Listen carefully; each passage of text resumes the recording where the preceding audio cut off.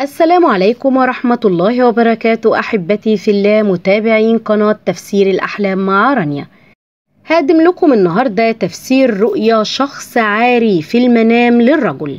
إذا كنت متزوج أو أعزب فتابع معي. رؤيا شخص عاري للرجل من الرؤى المستحبة التي تحمل العديد من الدلالات الجيدة التي تشير إلى أن الله سوف يملأ حياته بالكثير من النعم والخيرات الكثيرة التي تجعله يحمد ويشكر الله على كثرة وجود نعم في حياته.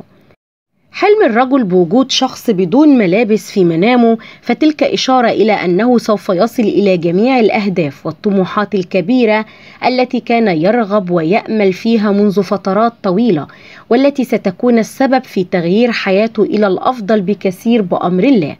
تؤول رؤيا وجود شخص عاري أثناء نوم الرجل إلى أنه سوف يقوم بتحقيق النجاحات في حياته العملية التي ستكون السبب في وصوله إلى أعلى المناصب خلال الفترة القادمة.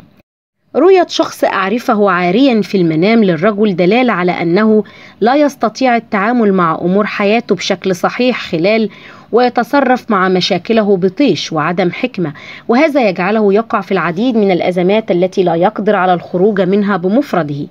رؤية شخص أعرفه عاريا أيضا أثناء نوم الحالم إشارة إلى كون شخص لديه بعض الصفات التي تجعله يرتكب العديد من الأخطاء. رؤية الشخص نفسه عاريا في المنام. إذا رأى الحالم نفسه عاريا وكان لا يشعر بالخجل إشارة إلى كونه إنسان صالح لا يقصر في علاقته بربه، وطوال الوقت يقدم الكثير من المساعدات لجميع الأشخاص المحتاجين حوله لكي يزيد من مكانته ومنزلته عند ربه.